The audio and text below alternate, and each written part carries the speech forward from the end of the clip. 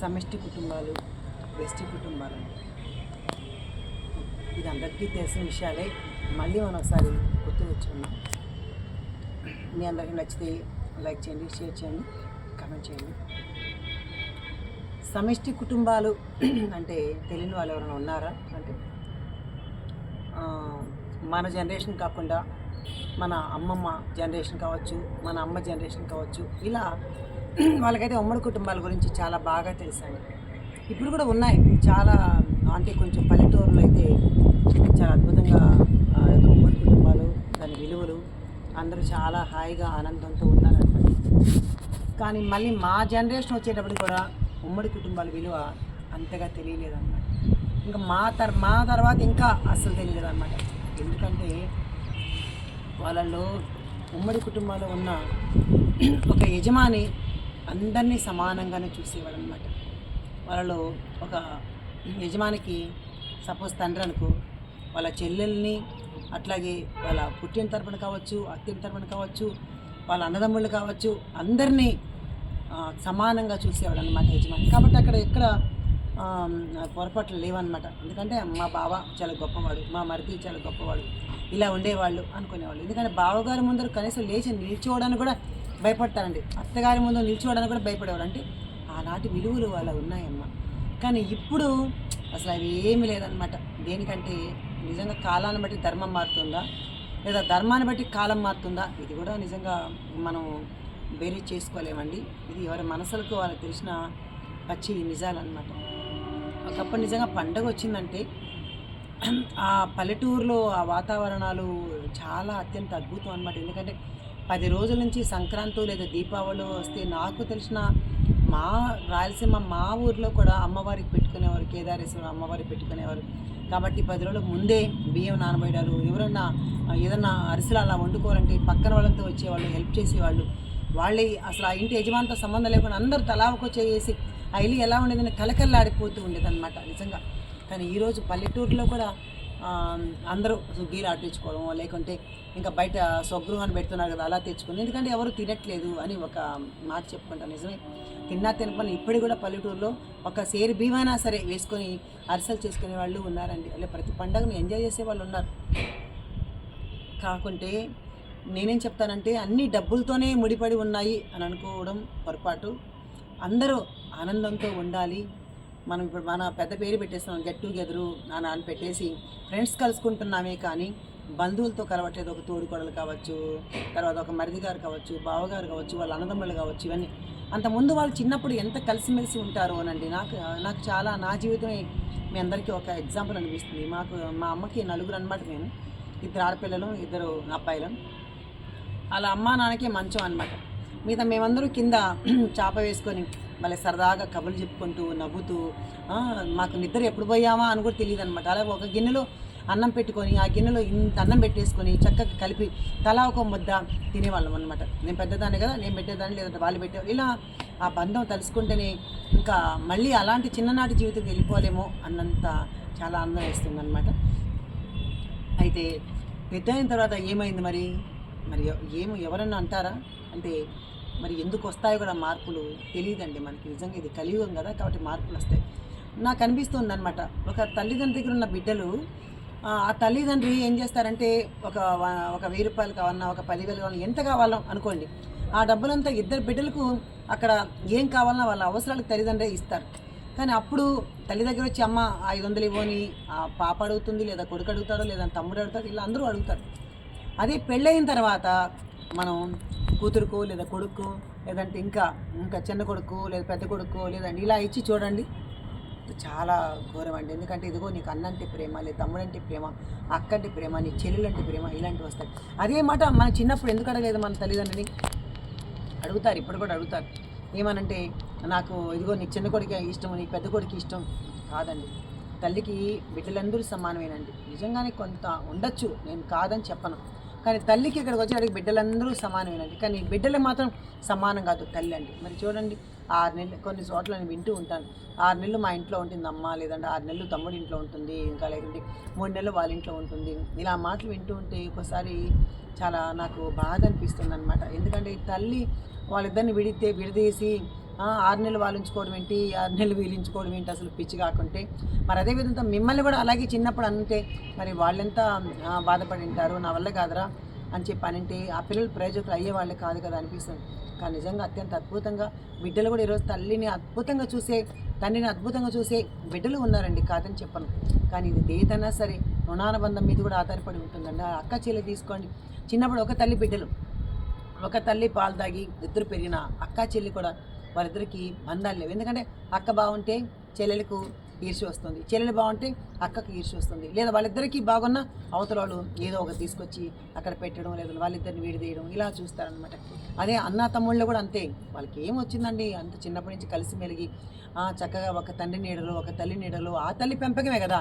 మరి ఆ తల్లిదండ్రి పెంపకం అయితే వీళ్ళెందుకు ఇలా మారుతున్నారు అని నాకు చాలాసార్లు అలాంటి జ్ఞానంతో ఒక్కోసారి ఆలోచించుకుంటూ ఉంటాం. ఒక్కోసారి అయితే అన్నల ఇంటికి వెళ్ళని చెల్లెళ్ళు ఉన్నారు, అలాగే పిలవని అన్నలు ఉన్నారు. వాళ్ళ ఇంట్లో ఒక ఫంక్షన్ జరిగిందంటే అసలు పిలవరు అనమాట. ఎందుకంటే ఇంక అక్కలు చెల్లెలు ఎవరు పనికిరారేమో అన్నట్లాగా ఫ్రెండ్స్ని పిలుచుకుంటారు. చాలా అది కరెక్ట్ కాదండి. ఎందుకంటే వాళ్ళ పిల్లలు వచ్చిండొచ్చు, వీళ్ళకి భర్తలు వచ్చిండొచ్చు, కానీ చిన్నప్పటి నుంచి కలిసి పెరిగిన ఆ యొక్క బంధం ఎక్కడికి పోతుంది, పైగా రక్త సంబంధం ఎక్కడికి పోతుందండి చెప్పండి. ఒక సినిమా వచ్చింది నాగేశ్వరరావు సినిమాను, సావిత్రి సినిమా, రక్త సంబంధం అనే సినిమా. నిజంగా చెల్లెల కోసం అన్న ఎంతో పాటుపడిన అన్న, తన కుటుంబాన్ని త్యాగం చేసిన అన్నను చూసాం. అలాగే చెల్లెలు కూడా అంతే, అన్న కోసం త్యాగం చేసిన చెల్లెలను చూసాం. అక్కల్లో ఉన్నారు, చెల్లెల్లో ఉన్నారు, త్యాగం చేసిన వారు, అలాగే బిడ్డల్లో ఉన్నారు. అలా ఒక ఉమ్మడి ఫ్యామిలీలో చాలా కలిసికట్టుగా చాలా బాగుంటే అది ఎంత చూసే వాళ్ళకి కూడా చాలా బాగుంటుందండి, ఆనందంగా ఉంటుందండి. ఎందుకంటే వాళ్ళ దగ్గర వచ్చి ఏళ్ళు పెట్టాలంటేనే భయం వేసేలా ఉండాలన్నమాట. వీళ్ళల్లో ఏం చేస్తారంటే వీళ్ళకు వీక్నెస్ ఏంటంటే, ఐ మీన్ నాతో కూడా కలుపుకుంటాను అనుకోండి, మనకు ఒక వీక్నెస్ ఏంటంటే, మనకు బాధ వచ్చిందనుకో ఏ ఫ్రెండ్తోనో ఎవరితోనో పంచుకుంటాం. అంటే మన అక్కో లేదా మన చెల్లో లేదా మన అన్నో ఏదో తిట్టారనుకో సపోజ్, పక్కన వాళ్ళతో పంచుకుంటాం. అదే మనకు ఒక అన్న ఉన్నాడు, మన చెల్లుంది, మళ్ళీ లేదంటే మన అక్క ఉంది అని ఎందుకు బాధలు పంచుకోరు? అది అక్కడ పనికిరాదు. కానీ ఇక్కడ మన పెద్దమ్మ కొడుకు నచ్చుతాడు, లేదంటే మన పెద్దమ్మ కూతురు నచ్చుతుంది, మన ఇంట్లో ఉన్న అక్క చెల్లెలు నచ్చడు. నేను చాలా చోట్ల ఇవి చూశాను. నా పెద్దమ్మ కూతురు ఉంటుంది, నాతో ఎంత బాగుంటుందో, మీ ఇద్దరు అంత కలుగోలుగా ఉంటాం. మరి నీ సొంత చెల్లిని సొంత అక్కను వదిలేసి పెద్దమ్మ కూతురు అంటున్నాం, ప్రేమించాల్సింది కానీ మీ అక్క కంటే కాదు కదా, అలాగే మీ చెల్లి కంటే కాదు కదా. అలా మనం ఎప్పుడు భావంతో ఉండాలండి. మనం ఇట్లా ఉంటేనే కుటుంబాలు ఆ విలువలు ఆ ఎథిక్స్ అని తెలుస్తాయి. అట్లాగే పిల్లలు కూడా, ఇదిగో మీ అత్త, నిజంగా ఒక్కోసారి అనిపిస్తుంది మేనత్త అంటే ఎంత గొప్పగా ఉంటుందో కదా. అట్లా తమ్ముడి పిల్లలను లేదా అక్క పిల్లలను ఇలా వాళ్ళు ఒకరికి పండగలకు పంపించడము, సెలవులకు పంపించడము, అలా పెడితే నిజంగా వాళ్ళకి ఒక అంటే అటాచ్మెంట్ వస్తుంది. కానీ ఇప్పుడు అటాచ్మెంట్ లేదమ్మా, నిజంగా ఎక్కడా లేదు అటాచ్మెంట్. ఎందుకంటే పండగ వీళ్ళ ఇంట్లోనే వీళ్ళ వాళ్ళకే పరిధం. ఇప్పుడు కుటుంబం అంటే ఎలా ఉందంటే, తన భర్త, తన భార్య, లేదంటే ఆ ఇంట్లో ఆ 2-3 పిల్లలు, ఇదే పరిమితం అనమాట. ఇంకా వాళ్ళే, ఇంకా ప్రపంచం మూడో వ్యక్తి బయట దూడడానికి లేదనమాట. ఎందుకంటే అవకాశం వీళ్ళు ఇవ్వరు అనమాట. ఎందుకంటే మా ప్రపంచం, నేను చాలా చోట్ల విన్నాను, నా ప్రపంచం నా బిడ్డలు నా భర్త ఇంతే, లేదా నా ప్రపంచం నా భార్య నా బిడ్డలు ఇంతే. మరి మిగతా వాళ్ళు చెల్లెళ్ళు ఏం చేసావు, అక్కనేం చేసావు, కుటుంబంలో ఏం చేసావు చెప్పండి. మరి పెద్దవాడుగా పుడితే బాధ్యత అంటారు, మరి చిన్నవాళ్ళకి లేదా బాధ్యత? అందరికీ బాధ్యత అండి. పేరెంట్స్ చూసే బాధ్యత. అమ్మాయిలకి ఎంత ఉందో అబ్బాయిలకి అంతే ఉంది, అబ్బాయిలకి ఎంత ఉందో అమ్మాయిలకి ఎంత ఉంది. ఇలా అందరూ కలిసి ఉంటేనే ఆ తల్లిదండ్రులు చూస్తామండి. చిన్నప్పుడు మన కోసం ఎంత కష్టపడతారు, మన కోసం నిజంగా అహర్నిశలో శ్రమిస్తారు కదా అని మనం ఎందుకు అలా ఆలోచించామనక ఇవన్నీ నా మనసులో ఉన్న బాధలు, ఆవేదనలు. అలాగే నిజంగానే ఒక భర్త చనిపోయిన ఆడవాళ్ళని కూడా, ఆ పుట్టింటి వాళ్ళు కూడా అగౌరవపరుస్తుంటే ఇంకా ఆ స్త్రీ ఇంకెవరికి చెప్పుకోవాలండి. తన పుట్టింటి తరపునే సపోర్ట్ లేదు యాక్చువల్గా. అలా ఉంటే ఇంక మిగతా వాళ్ళంతా ఎలా గౌరవిస్తారండి? అందుకని ముందు అలాంటి వాళ్ళని కావచ్చు, లేదంటే ఆర్థికంగా ఉంటారండి చాలామంది, పాపం అక్కలు కావచ్చు, చెల్లెలు కావచ్చు. ఒక తల్లికి బిడ్డలందరూ సమానంగా పుట్టినప్పుడు ఆ బిడ్డలందరినీ భగవంతుడు సమానంగానే చూడాలి కదా. కానీ పైన వాళ్ళు చేసుకున్న అదృష్టాన్ని బట్టి అన్న కోటీశ్వరుడితే తమ్ముడు లేనివాడుగా ఉంటాడు, చెల్లెలు లేనిగా ఉంటుంది, లేదంటే అక్క కోటీశ్వరుడు, ఇలా వాళ్ళలో వాళ్ళకే ఉంటాయి. అప్పుడు నాకైతే, ఇది నా అభిప్రాయం అండి, మిమ్మల్ని ఇక్కడ తీసుకోమని చెప్పను ఆ అభిప్రాయాన్ని, నా అభిప్రాయాన్ని మీతో షేర్ చేసుకుంటాను అనమాట. అప్పుడు మనం ఏం చేయాలి, నిజంగా ఎవరైతే తక్కువ స్థాయిలో ఉంటే వాళ్ళకు కూడా తల్లిదండ్రులు పెడితే ఇంకా మిగతా వాళ్ళు ఎందుకు అక్క పెట్టావు లేదంటే చెల్లికి పెట్టావు అని వాళ్ళను వేధిస్తారు.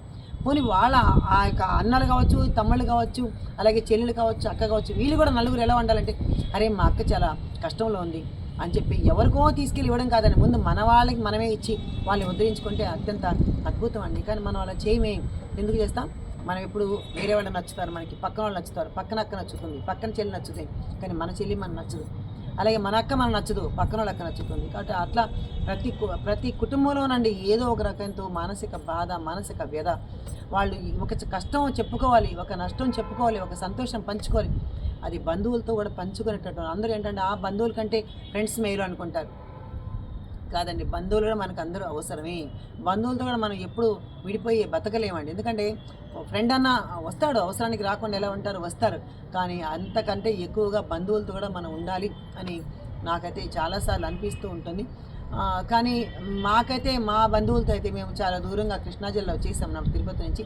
అట్లా కొన్ని ప్రోగ్రామ్స్కి లేదా కొన్ని పెళ్ళిళ్ళకి కొన్ని దీనికి మేము వెళ్ళలేక కొంతమంది బంధువులు అంటే సొంత బంధువులు కాదు, ఆ బంధువులు అలా రిలేటెడ్కి కొంచెం మేము తగ్గిపోయినామే అనిపిస్తుంది. ఎందుకంటే దూరం ఉన్నాం. ఆ ఊర్లో ఒక ఫంక్షన్ వచ్చిందంటే ఒక నెలకు ఒక 2-3 వస్తాయి. ఆ 2-3కి వెళ్ళలేం కదా. అప్పుడు వెళ్ళకుండా ఏమవుతుంది, కొన్నిసార్లు చూస్తారు, పిలుస్తారు, వాళ్ళు పెళ్ళికి లేదు, వీళ్ళు ఫంక్షన్ రాలేదు, ఇంకా మనం పిలవడమే మానేస్తారు. అప్పుడు మనం తీసి పక్కన పెట్టేస్తారట. ఇలా మేము కూడా బంధువులతో చాలా ఒకసారి మిస్ అయ్యామేమో అనిపిస్తూ ఉంటుంది అన్నమాట. కాబట్టి మీరందరూ కూడా చూసే వాళ్ళందరూ కూడా లేదు పండగలకు లేదంటే ఒక అకేషన్ కావచ్చు, ఏదైనా సరే మనం చక్కగా వాళ్ళతో ఎంజాయ్ చేయాలి. వాళ్ళు అట్లయినా మనం వాళ్ళని చూసి కనీసం వాళ్ళని పలకరిస్తాం కదా అని ఉండాలండి. నేనైతే ఇక మేము దూరం వచ్చేసామని కొంతమంది మిస్ అయిపోయాం కదా, ఆ బాధతో నేను మీకు పంచుకుంటాను అనమాట. అలాగే అక్క చెల్లెలు కూడా చాలా అన్యోన్యంగా ఉండాలండి. మళ్ళీ పుట్టరమ్మా మేము అనుకుంటాం మా చెల్లి ఎంత ఇదికో, లేదంటే మా అక్క ఎంత ఇదో, నన్ను చూస్తే పడట్లేదు, లేదా మా అన్నకు నేనంటే ఇష్టం లేదు, ఇలా మనం ప్రతి ఒక్క ఇంట్లో ఉండేదండి.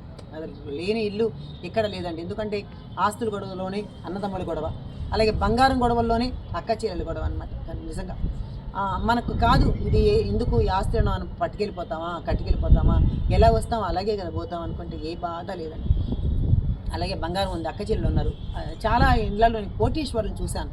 ఇవన్నీ నేను ఏదైనా సరే ఎలా చెప్తానంటే చూసిన దాన్ని మీతో ప్రత్యక్షంగా పంచుకుంటాను. చిన్న వెండి గ్లాస్ కోసం అక్క చెల్లి పోట్లాడుకొని ఇంకా అసలు వాళ్ళ దరిదాపుల్లో కూడా అక్క చెల్లెలు రాకుండా ఉండేవాళ్ళు ఉన్నారండి.